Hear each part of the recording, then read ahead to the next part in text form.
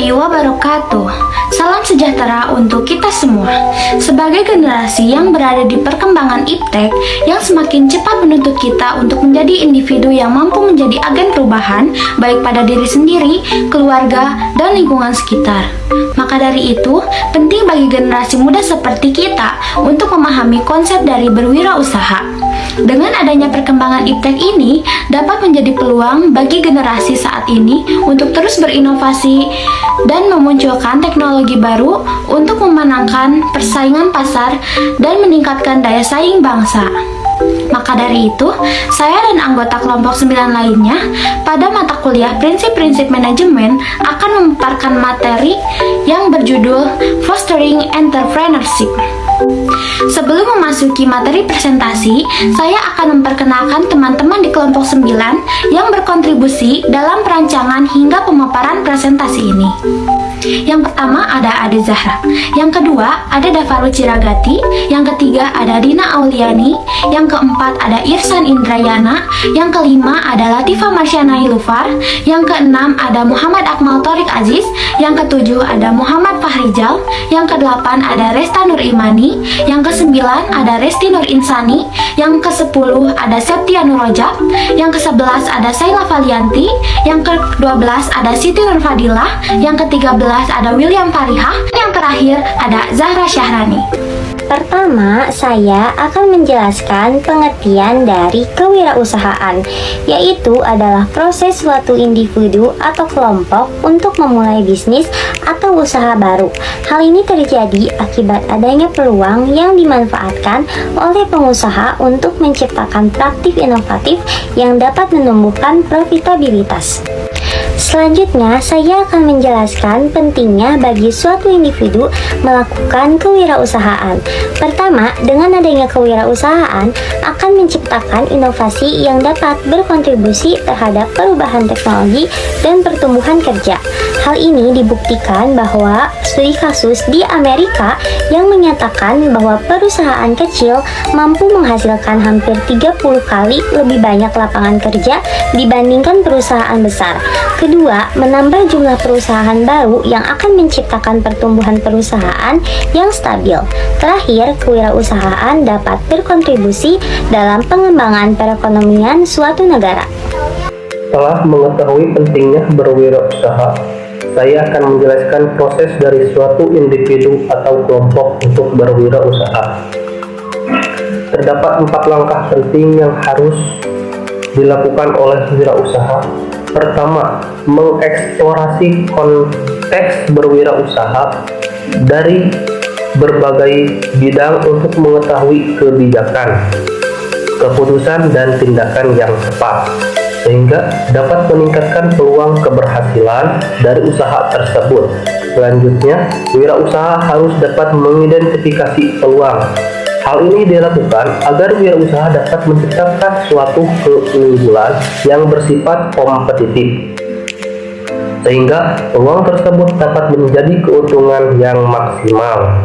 Kemudian, untuk menjadi seorang wirausaha tentunya harus memiliki usaha. Maka dari itu, seorang wirausaha harus memulai usaha dengan memperhatikan hal tertentu, seperti kelayakan usaha, perencanaan usaha, kebijakan, dan peluncuran usaha.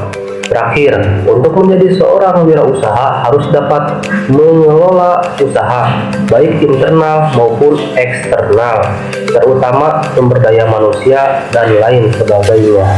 Selanjutnya, saya akan menjelaskan langkah-langkah yang perlu dilakukan wirausaha untuk mengenalkan usahanya terhadap masyarakat. Yang pertama, seorang wirausaha menciptakan usahanya dengan perubahan yang berbeda dan baru. Selanjutnya, yang kedua, dari inovasi tersebut, wirausaha harus menilai apakah usaha tersebut memiliki potensi atau tidaknya. Kemudian yang ketiga, apabila perubahan tersebut memiliki potensi yang kurang maksimal, maka sebagai seorang wirausaha harus mengatasi masalah tersebut. Kemudian yang keempat, mengumpulkan informasi terkait peluang, tantangan, kekuatan, dan kelemahan dari inovasi tersebut.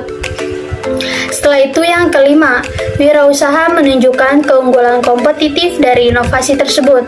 Kemudian yang keenam, setelah memperoleh keunggulan inovasi tersebut, wirausaha meneliti kelayakan usaha, baik dari ide, pesaing, dan pembiayaan. Selanjutnya yang terakhir yaitu mendapati bahwa usaha tersebut memiliki peluang keberhasilan. Wirausaha mulai melakukan perencanaan terhadap usahanya, baik visi, misi, budaya organisasi, perencanaan bisnis, pengorganisasian perusahaan, dan legalitas.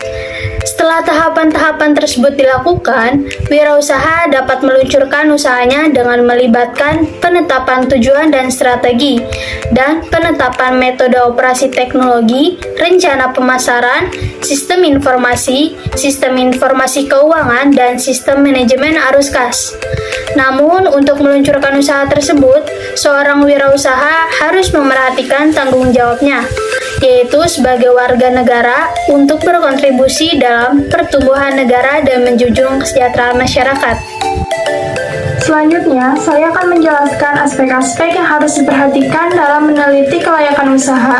Pertama, wirausaha harus meneliti kelayakan ide. Kewirausahaan dapat berkembang dengan baik apabila ide yang diperoleh inovatif dan kreatif. Namun, ide tersebut perlu dievaluasi kembali. Hal ini dilakukan agar wirausaha dapat memperoleh informasi terkait potensi ide tersebut. Selanjutnya, wirausaha harus memperhatikan pesaing, baik dari jenis produk, layanan, karakteristik, kekuatan, keunggulan, kompetitif, pemasaran, penetapan harga, dan distribusi. Hal ini dilakukan agar wirausaha dapat menilai apakah usaha yang akan diluncurkan dapat bersaing dengan sukses. Terakhir, wirausaha harus memperhatikan pembiayaan. Pada pembiayaan ini, wirausaha harus memperoleh berbagai opsi dan alternatif pembiayaan dengan mengumpulkan berbagai informasi. Kemudian, saya akan menjelaskan terkait mengembangkan rencana bisnis. Rencana bisnis sendiri diartikan sebagai dokumen tertulis yang merangkum peluang bisnis dan menjelaskan bagaimana peluang yang teridentifikasi harus diambil dan dieksploitasi, membutuhkan perencanaan yang matang dan pemikiran kreatif. Untuk melakukan rencana bisnis, terdapat 6 aspek utama yang harus dilakukan, yaitu ringkasan eksekutif, analisis peluang, analisis konteks, deskripsi bisnis, data dan proyeksi keuangan, dan dokumentasi pendukung. Saya akan menjelaskan poin pertama.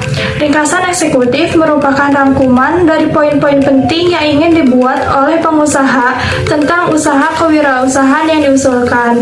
Selanjutnya, analisis peluang yang terdiri dari demokrasi pasar sasaran, tren industri, dan pesaing. Kemudian, analisis konteks yang menggambarkan perubahan dan tren eksternal yang luas yang terjadi di lingkungan ekonomi, politik hukum, teknologi, dan global. Selanjutnya, deskripsi bisnis yang menjelaskan bagaimana usaha wirausaha akan diorganisir, diluncurkan, dan dikelola. Lalu, data proyeksi dan keuangan yang harus mencakup setidaknya 3 tahun dan berisi proyeksi rencana bisnis. Terakhir, dokumentasi pendukung yang dapat berupa uraian dengan bagan, grafik, tabel, foto, atau alat visual lainnya, baik terkait perusahaan maupun peserta utama dalam usaha kewirausahaan. Selanjutnya, saya akan menjelaskan mengenai masalah pengorganisasian kewirausahaan dalam mengatur usaha kewirausahaan. Yang menjadi hambatannya yaitu 1. Bentuk hukum organisasi yang terdiri dari kepemilikan tunggal, kemitraan umum, kemitraan tanggung jawab terbatas atau LPP, korporasi S, dan perseroan terbatas atau LCC. Apabila wirausaha tidak memberikan keputusan yang tepat, dapat mempengaruhi pajak dan tanggung jawab hukum yang dimiliki wirausaha. Kedua, desain dan struktur organisasi yang harus ditentukan dengan pertimbangan-pertimbangan tertentu. Pengaturan struktur yang tepat akan menciptakan pelaksanaan kegiatan organisasi yang efektif dan efisien. Ketiga, manajemen sumber daya manusia melalui perekrutan karyawan dan retensi karyawan.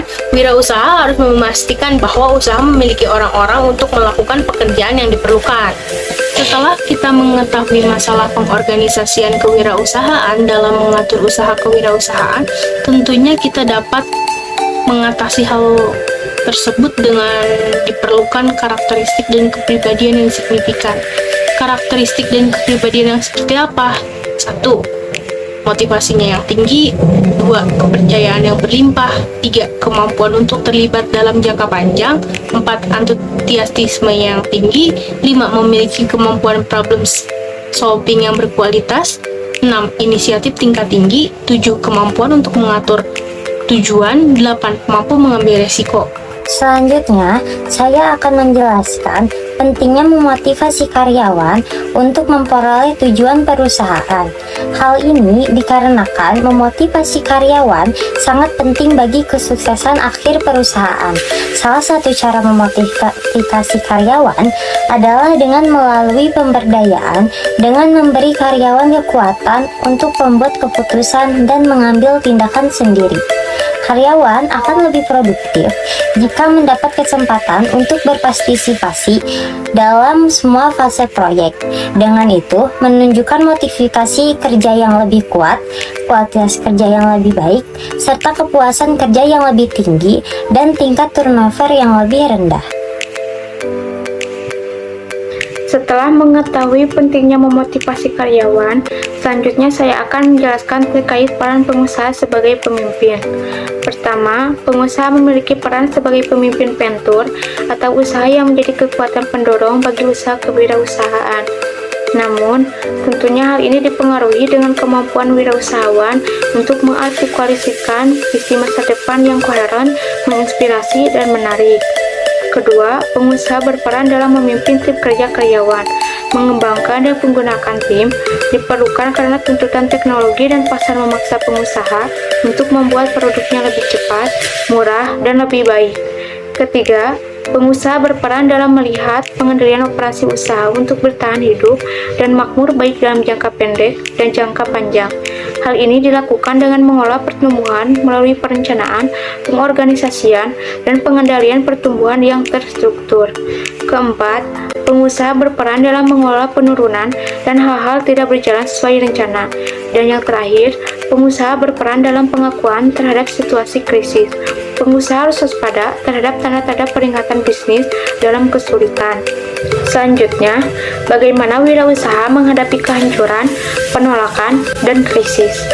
Perincian spesifik untuk mengendalikan aspek paling fundamental dan kritis dalam menjalankan usaha arus kas, piutang, biaya, dan hutang.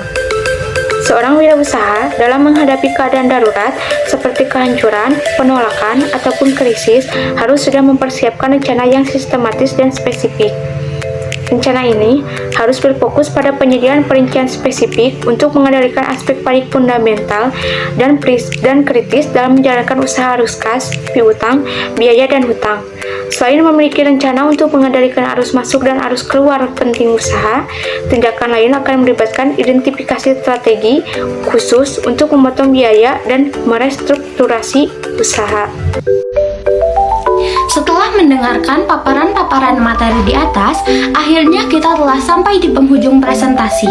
Terdapat beberapa poin penting yang telah dibahas seperti pentingnya menjadi seorang wirausaha dan sebagainya. Melalui pelajaran ini, kami berharap akan memberikan manfaat bagi banyak pihak. Terima kasih atas perhatiannya. Wassalamualaikum warahmatullahi wabarakatuh.